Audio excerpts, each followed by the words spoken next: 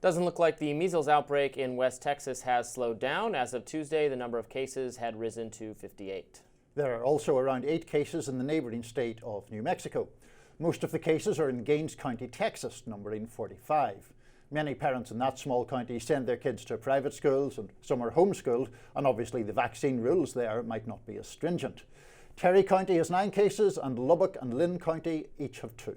Lara Anton, a health department spokesperson, said that a close-knit, under-vaccinated Mennonite community are where the cases are clustered. Reports say that 4 of those patients are vaccinated and the rest were either unvaccinated or their status is unknown. Measles, of course, is an extremely contagious disease that can cause rashes all over the body, fever, running nose, and a cough.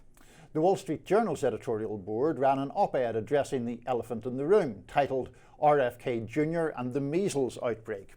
The board writes, "We are on record as skeptical of RFK Jr.'s nomination. The Senate confirmed him. Now the best case scenario would be for Mr. Kennedy to internalise that he is no longer an activist outsider who needs to take provocative pot shots to get attention.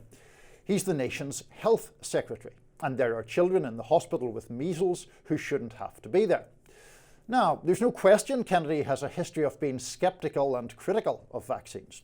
Before the Senate voted to confirm Kennedy, he did assure Republican Senator Bill Cassidy that he wouldn't alter the childhood vaccine schedule. Kennedy spoke to HHS employees Tuesday, however, and vowed to investigate that childhood vaccine schedule and said nothing was going to be off limits. Here's Kennedy during his confirmation hearing in January. Senator, I support the measles vaccine. I support the polio vaccine. I will do nothing as HHS secretary that makes it difficult or discourages people from taking either of those vaccines. But that's a different tone from last year when Kennedy spoke with NBC reporter Alex Tabet. They were discussing a measles outbreak in a Florida elementary school. So for America's children right now, do you recommend they take the MMR vaccine? Okay, one last fun question. To be sure, there have been numerous measles outbreaks in pockets of the country throughout the years. In February 2023, for instance, there was an outbreak in central Ohio with 85 cases. The disease had spread among children who weren't fully vaccinated. According to the CDC, 2 doses of the MMR vaccine are 97% effective against measles. Some Democrats say that Kennedy's anti-vax stance contributed to the Samoan measles outbreak in 2019. The Samoan government suspended vaccines during Kennedy's visit. Kennedy says that he didn't go to Samoa to talk about vaccines, but rather to introduce a medical informatics system. Bulwark editor Bill Crystal wrote on Blue Sky, "Make measles great again."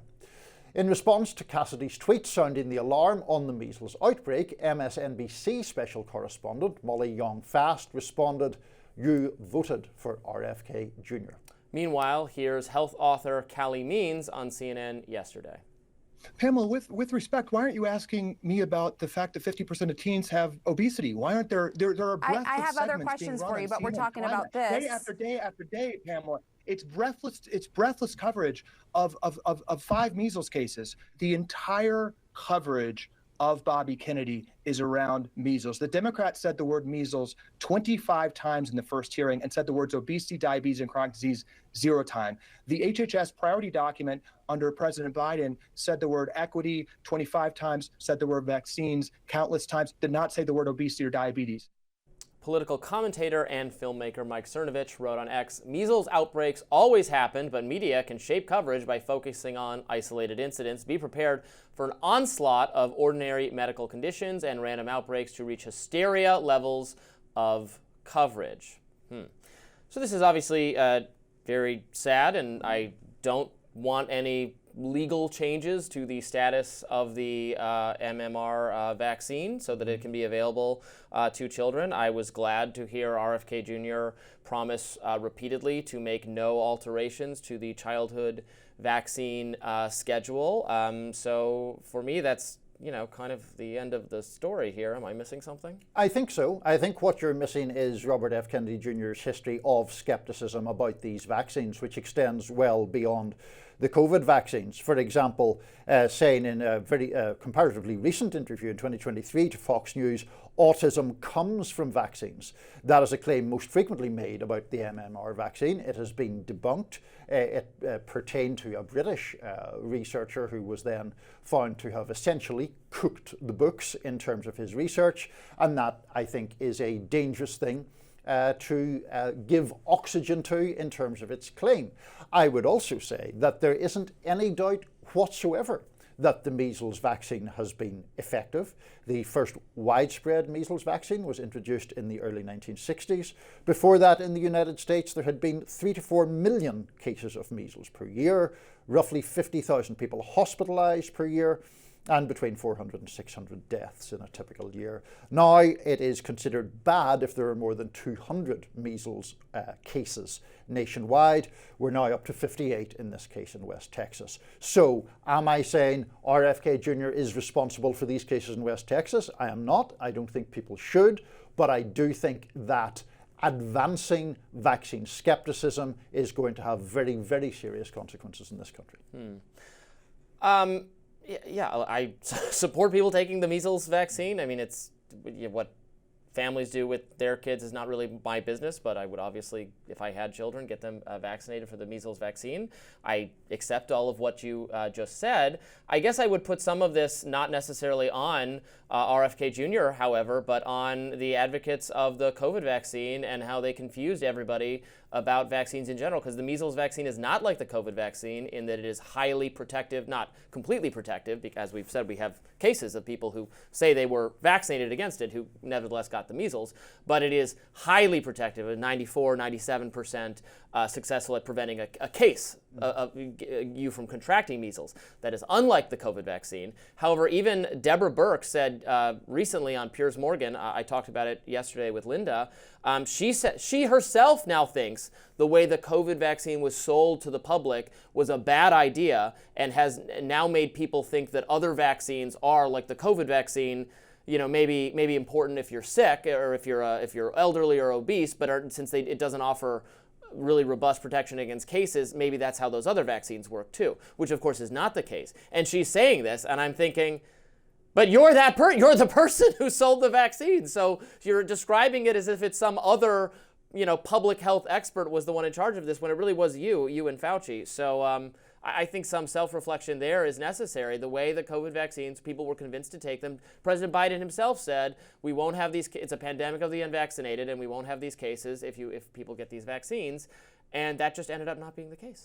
If you think, though, that the danger is emanating from the Faucis and Deborah Birxes of the world, and that then percolates through to a skepticism of other vaccines, isn't the imperative, particularly for the Health Secretary of the United States, to push back against that false linkage or the false percolation of one to the other and be more emphatic about the safety of the other vaccines and the effectiveness of the other vaccines rather than ventilate these false claims of links to autism and so forth? Sure. He should be emphatically for people investigating whether it's right for them, and it is right for them. I try to not tell people what medical decisions they should make for themselves and for their families, but that the measles vaccine is tremendously effective at preventing you from contracting measles, and you don't want to contract measles because it's a very serious illness that puts like 1 in 5 people who get it in the hospital. Very, very bad. Don't want it. We don't want outbreaks of it. And being for that and making it available. Now, I'm really not for coercion and force except when absolutely necessary. So I don't, we can debate that. The requirements for kids to get them if they're in the public school system, I think can certainly be defended. Are you going to go into people's homes in Mennonite communities who homeschool their kids and make them get vaccinated? If you want to argue for that, you can. I would not personally be willing to do that. I think there are downsides to that, and we really shouldn't force on people or families things they don't want for themselves. Is not really accomplishing the goals of a broader public health. But I understand the argument. It's a debate people have.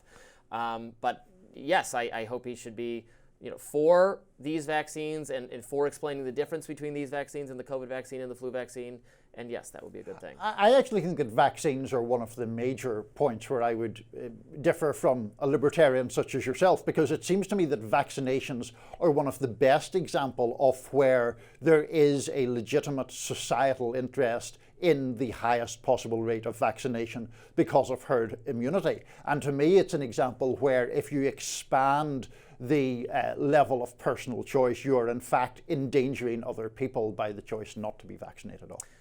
I think you can certainly make that argument with the measles vaccine, but they tried to make that argument with the COVID vaccine, and people who made that argument then had to later confront the fact that it was not offering the kind of broad-based societal protection, that the beneficiary of that vaccine is you, the main beneficiary, is you, the person who takes it, if you are going to be in a category where you're at risk of serious disease or death from COVID.